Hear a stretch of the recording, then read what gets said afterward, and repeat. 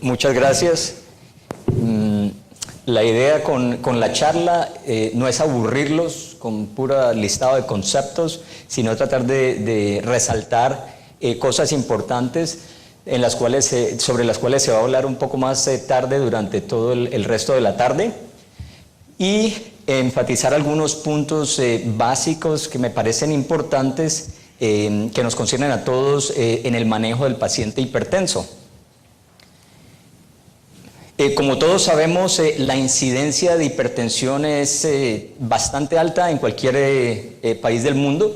En Estados Unidos el 25 al 30% de los pacientes adultos se estima de que tienen hipertensión. Entre más avanza la edad, más importante se vuelve la hipertensión sistólica, o sea, pacientes por encima de 50, 55 años pasa a ser el factor primordial en el manejo de estos pacientes. Y obviamente el control de hipertensión arterial tiene un impacto bastante importante en los accidentes cerebrovasculares, en la enfermedad cardiovascular, coronaria, falla cardíaca y en todas las causas de mortalidad y morbidad en los pacientes hipertensos. Ya estas guías las conocemos muy bien en cuanto a la clasificación de la hipertensión arterial, pero son bastante importantes estarlas recalcando, memorizando, porque basado en esto es que vamos a guiar qué tan agresivos vamos a hacer en el manejo de estos pacientes y si estos pacientes requieren intervención. Por ejemplo, la presión arterial normal sabemos que es por debajo de 120/80. Ya de ahí en adelante todos los pacientes requieren cualquier tipo de intervención. Por ejemplo, la prehipertensión, desde este momento para arriba, por encima de 120 a 140, de 80 a 90, los pacientes comienzan a tener, la presión arterial comienza a tener cierto efecto en los resultados a largo plazo en cuanto a enfermedad cardiovascular. Y ya el estadio 1 son pacientes de 140, 160 o 90 a 100, requieren generalmente el manejo con antihipertensivo, lo mismo obviamente que por encima de 160 o de 100, esos pacientes aún requieren posiblemente un tratamiento farmacológico aún más agresivo. Ahora, cuando diagnosticamos un paciente con hipertensión arterial, necesitan ciertos exámenes básicos que hay que hacérselos. Una es para ver qué impacto ha tenido la hipertensión en estos pacientes, por lo cual necesitamos hacer un electrocardiograma y necesitamos evaluar la creatinina. Ahora, para evaluar si hay algunas otras causas, como un tamizaje a grandes rasgos, tenemos que hacer un parcial de orina, tenemos que evaluar el hematocrito y tenemos que ver un calcio sérico. Nuevamente, todo eso puede darnos pistas para hipertensión arterial secundaria. Y también otras cosas que pueden aumentar, multiplicar el factor de riesgo en estos pacientes, por lo cual tenemos que evaluar el estado de la glucosa en plasma, al igual que un perfil lipídico. Ahora, comencemos con esa pregunta muy sencilla, y es ¿cuál de estos statements o frases son verdaderas o falsas en cuanto a los pacientes hipertensos? Una hipertensión refractaria en una mujer joven con un tinnitus pulsátil generalmente puede significar displasia fibromuscular, con un paciente con una enfermedad de estenosis de la arteria renal. Parece ser cierto, yo diría que esto es cierto. Lo mismo en cuanto a la resonancia, el angiograma por resonancia magnética es el mejor método diagnóstico para pacientes con hipertensión renovascular. Lo pongo en duda. Yo creo que el mejor test es el angiograma convencional. El monitoreo de la presión arterial ambulatorio es el mejor test para diagnosticar la hipertensión arterial de bata blanca. Yo creo que esto puede ser cierto y lo vamos a ver más adelante. Y los anticonceptivos orales, la eritropoyetina y la ciclosporina son factores asociados con hipertensión arterial. Yo diría que todo esto es cierto. Por tanto, la respuesta falsa en este caso, como ya lo dijimos, es la de la resonancia, el angiograma por resonancia magnética para diagnosticar pacientes con enfermedad renovascular. El monitoreo ambulatorio de la hipertensión arterial tiene muchísimas implicaciones, un test excelente no solamente para el diagnóstico de estos pacientes que acabamos de mencionar, los hipertensos que van a la oficina y que después confirmamos que son hipertensión de bata blanca, sino que también puede ayudarnos a identificar esos pacientes que son hipertensos de acuerdo al ritmo circadiano, por ejemplo los que sufren de apnea obstructiva del sueño, en los cuales no hay el decremento esperado que se espera en la noche de la presión arterial en cualquier paciente. Esos pacientes también son importantes tenerlos en mente. También nos ayuda a diagnosticar pacientes con hipertensión resistente y los que tienen una hipertensión enmascarada, que son los típicos que van a la oficina, la hipertensión arterial se mantiene bien, quizá han comido bien por los últimos días, pero cuando están en la casa realmente tienen cifras elevadas de presión arterial. También nos ayuda obviamente al manejo de medicamentoso de la hipertensión arterial. Ahora, en cuanto a causas secundarias, las tenemos que tener en mente. Porque nuevamente con el screening de laboratorios que mencioné al principio nos puede dar una pista, o ciertas otras características clínicas. Por ejemplo, pacientes con enfermedad renal es la causa más común en el mundo de hipertensión arterial, no la podemos dejar de lado. El aldosteronismo, estos pacientes esto puede estar presente en hasta 10% de los hipertensos, y obviamente el diagnóstico clave puede ser de que un paciente con hipocalemia o con alcalosis metabólica lo podemos confirmar midiendo la renina y la aldosterona y teniendo la fracción que es mayor de 20 a 25 cuando el nivel de aldosterona es por encima de 15. En cuanto al femocromocitoma, también estamos bastante familiares con eso. Una de las cosas de resaltar, el cuento de que a los pacientes les da esos flushing, esos fogajes, eso es muy debatible. Lo importante es que los pacientes sufren de hipertensión arterial, de sueño, de sudoración, de palpitaciones y tienen hipotensión ortostática. Nuevamente una batería de exámenes generalmente que nos conllevan a el uso de isonitritos, de gammagrafía, y con gammagrafía podemos confirmar que haya un femocromocitoma en estos pacientes. El síndrome de Cushing, todas las características clínicas que son bastante obvias si examinamos bien al paciente, y también con hallazgos metabólicos como hipocalemia y alcalosis metabólica. Y la hipertensión renovascular, de la cual ya mencionamos, en pacientes jóvenes la displasia fibromuscular es una cosa bastante importante de tener en cuenta. Arteriosclerosis, estenosis de la arteria renal por arteriosclerosis en pacientes que sufren de enfermedad coronaria u otro tipo de enfermedad arteriosclerótica. Bastante importante de tener en cuenta. Ahora, las guías nuestras como personas que tratamos endovascularmente o quirúrgicamente estos pacientes, tenemos que tenerlas muy en claro. La única indicación o tipo 1 de la Sociedad Americana de Cardiología o del Colegio Americano de Cardiología es esos pacientes que tienen falla cardíaca y que tienen ataques de falla cardíaca o edema pulmonar que son inexplicados por ninguna otra causa, o sea, por ejemplo, que tienen una enfermedad coronaria que pudiese explicarlo o una valvulopatía.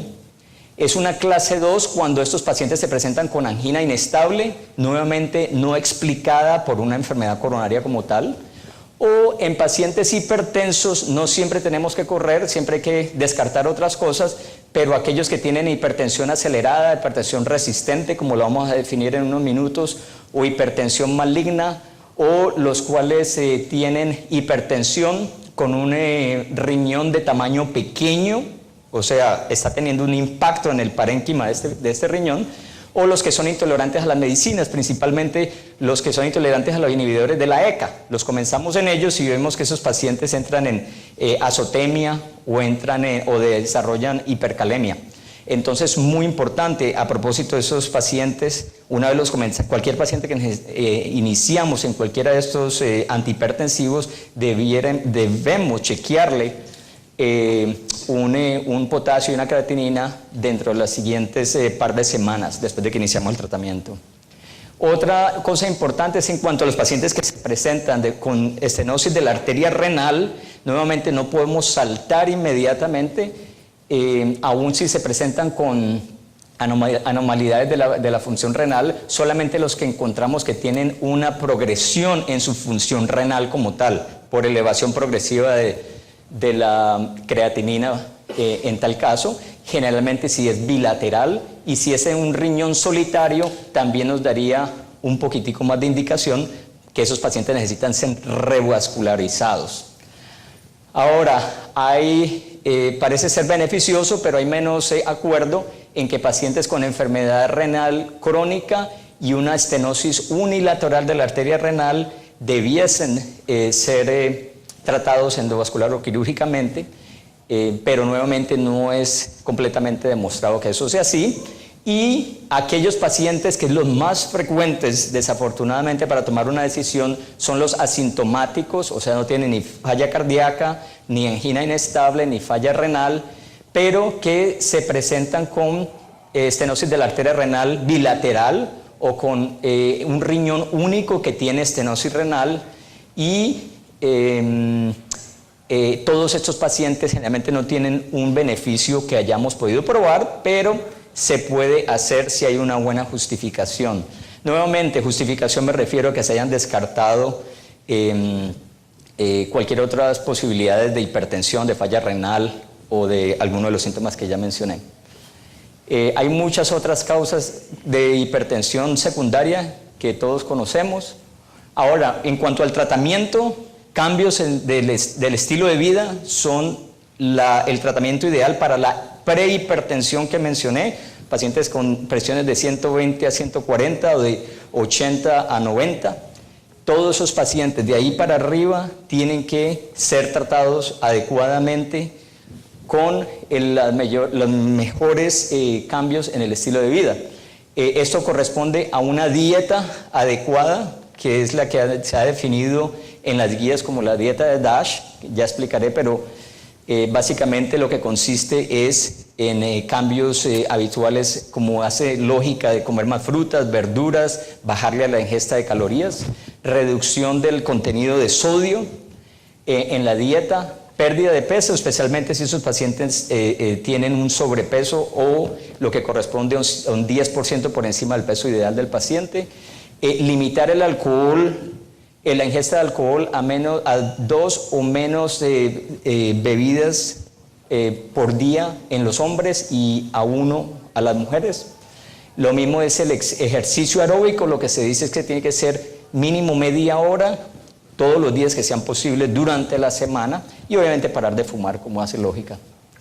Esto básicamente se vuelve a lo mismo. En la dieta yo sé que es muy difícil enfatizarle esto a los pacientes, pero yo creo que el hecho de que estén viniendo a repetición a la consulta se van envolviendo más y más en su manejo, y eventualmente esto puede llegar a bajar. En promedio, lo que uno ve aquí en esta tabla es que al promedio entre 5 y 15 milímetros de mercurio puede ser bajada la presión arterial solamente por cambios en el estilo de vida.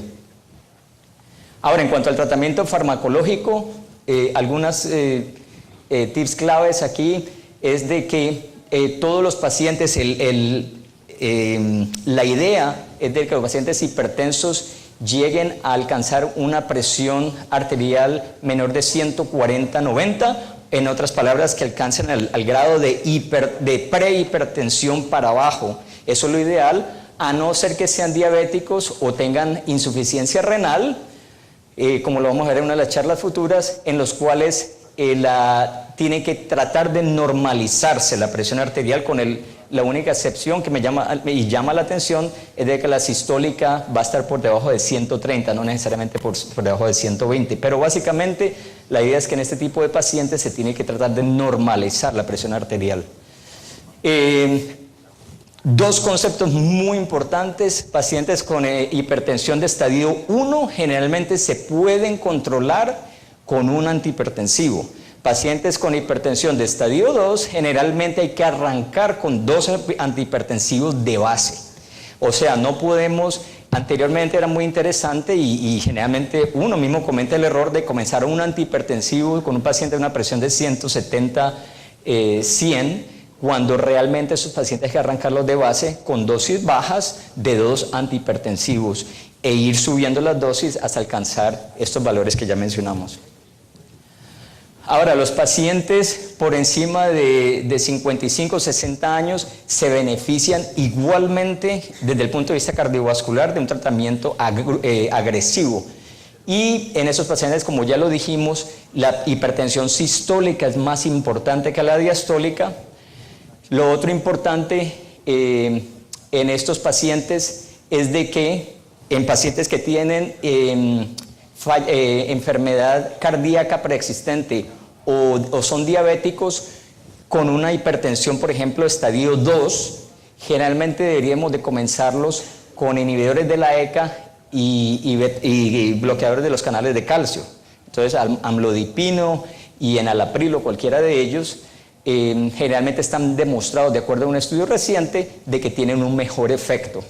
Ahora, la combinación de un beta bloqueador e hidroclorotiazida generalmente puede empeorar la resistencia a la insulina. Entonces, paciente que es obeso, el paciente que tiene diabetes o que es resistente a la insulina, no debería de comenzarse con un beta bloqueador o con hidroclorotiazida, a no ser que tenga una indicación inminente para eso, por ejemplo, una falla cardíaca.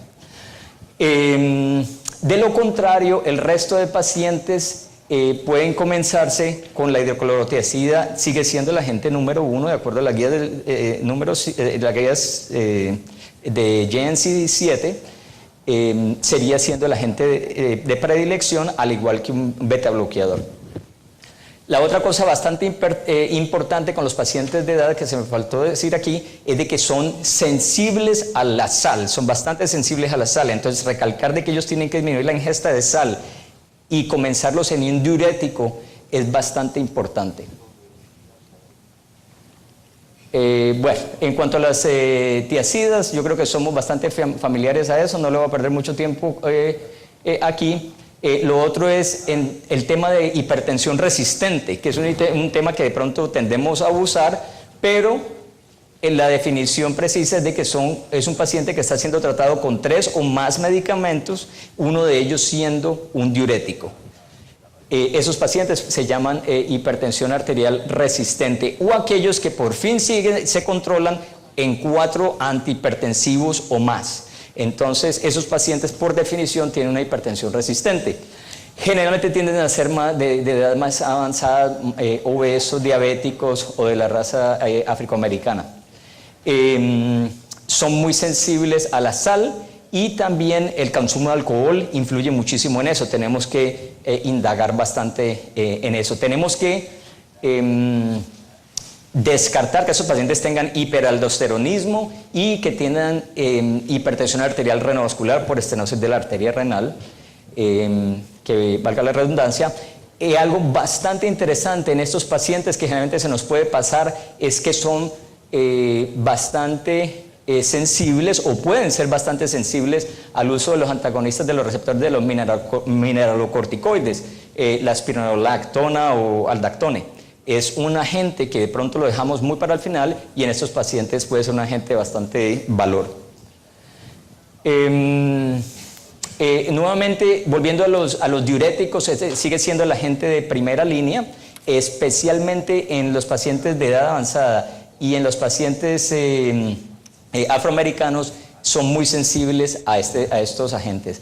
Los beta bloqueadores son definitivamente agentes con los cuales debemos comenzar si tienen enfermedad coronaria o si tienen falla cardíaca, bueno, y como migraña también puede ser algo para la prevención de ello.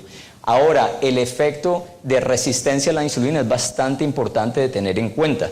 Hay unos como el carvedilol que se ha dicho que tienen unos efectos metabólicos beneficiosos, pero generalmente deberíamos tratar de evitarlos si hay otros agentes.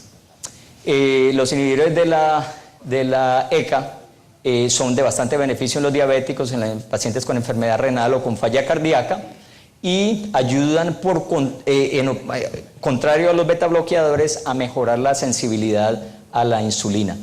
Obviamente tenemos que pensar en la tos, en el angiodema, que puede ocurrir en cualquier momento, no solamente cuando los pacientes se comienzan en el medicamento, pero aún se puede ver meses después que comienzan les sale un angiodema, les resulta una reacción de hipersensibilidad. Tenemos que tenerlo en mente. E hipercalemia, como lo dije, es bastante importante de tener en mente. Los inhibidores de los receptores de la angiotensina, obviamente son en pacientes que no son tolerantes a los inhibidores de la ECA por tos generalmente.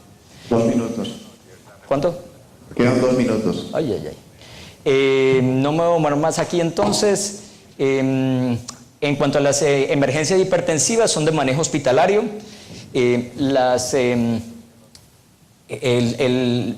Los que tienen emergencia como tal, que tienen evidencia de daño de órgano, tienen que ser tratados con agentes parenterales, como nitroprusiato, mientras que los pacientes que tienen urgencia, que no tienen, son cifras bastante altas de hipertensión, pero no tienen evidencia de daño de órganos, entonces pueden ser tratadas con agentes orales de acción rápida, pero son cortos. Solamente se comienzan a transicionar a agentes de larga duración cuando la presión arterial está por debajo de 180 o 110. Bueno, aquí nuevamente lo mismo que resalté bastante al principio: prehipertensión, tiene que hacerse un manejo agresivo de la modificación del estilo de vida. Estadio 1 generalmente con un agente es suficiente, y estadio 2 generalmente con 2 agentes. Los tratamientos más novedosos, no me demoro mucho, lo que está de moda ahora son las hipótesis de la patogénesis de la hipertensión. Se está hablando muchísimo de la epigenética. ¿Qué significa eso? Me tocó buscarlo en el diccionario. Es generalmente los efectos ambientales en el genoma que predisponen a que el paciente manifieste hipertensión o tenga por la hipertensión daño de los órganos como el cerebro, el riñón, la vasculatura, el corazón. Eso es bastante importante, está de moda, y están viendo cómo previenen que esos efectos ambientales afecten el genoma y por tanto se manifieste fenotípicamente la hipertensión.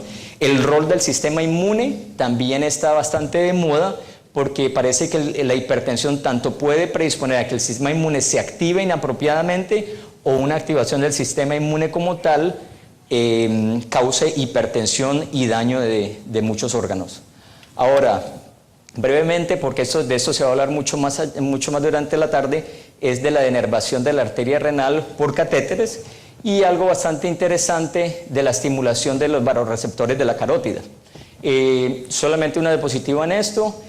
Todos tenemos en cuenta de que pacientes, especialmente los con hipertensión maligna, hipertensión resistente, se ha reconocido que tienen una hiperactividad del sistema nervioso simpatético, y entonces uno de los centros bastante reguladores son esos nervios que están alrededor de las arterias renales. Se ha descubierto que a través de catéteres se puede producir ablación de esos nervios, y eso causa impacto en el manejo de la hipertensión a través del sistema nervioso, a la vez que hormonal. Hay muchísimos sistemas que están, cada compañía está sacando un sistema nuevo de radioablación con baja frecuencia. Este es el más estudiado, el Simplicity.